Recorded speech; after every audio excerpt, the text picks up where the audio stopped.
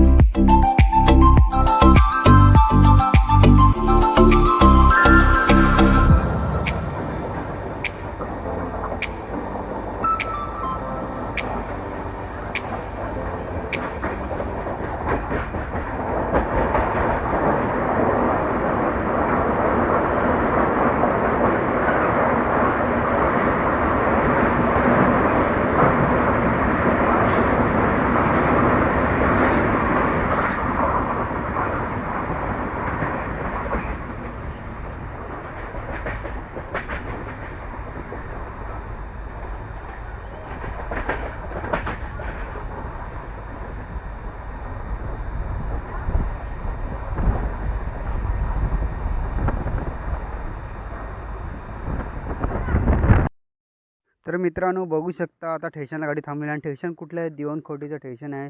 आणि स्टेशनला बघू शकता पोलीस पण आहेत आणि असणंच गरजेचं आहे प्रत्येक स्टेशनला. आणि चांगली गोष्ट आहे. आणि ते मगाशी मी बोललो की आपलं कोकण थोडं डेव्हलप होत चाललं आहे. थोडंफार बोलतात ना, खूप काय चांगल्या गोष्टी घडत चालल्यात आपल्या कोकणामध्ये आणि खरंच चांगल्या गोष्टी घडल्याच पाहिजे. की बघू शकता खूप काय चांगलं. आता ट्रेन थोड्या वेळात सुटेल इथून आता. आणि मी तुम्हाला आहे ना अशी म्हणून आपल्या पूर्णपणे व्हिडिओ असे करून दाखवणार आहे तुम्हाला, की तुम्ही बघू शकता किंवा खूप छान आहे. आणि बघू शकता पटरी ट्रेनच्या, हवा काढू ट्रेनची. हां, ट्रेनच्या टायरमधली हवा काढू का? लहानपणी माहिती आहे ना आपल्याला आठवतं आहे. ट्रेन का थांबले? ट्रेनच्या टायरच्या हवा गेले. टायर पंक्चर झालं आहे. तर आता ट्रेन थोडं सुटेलच. लहानपणीचे दिवस खरंच खूप छान होते. तर बघू शकता आता पोलीस पुढे पण उभे आहेत, मागे पण एक साईडला उभे आहेत. आणि थोडं मी शायलिंग मारतोय. शायलिंग थोडीफार मारलीच पाहिजे. दररोज उभं राहिलो आता. बघू चला.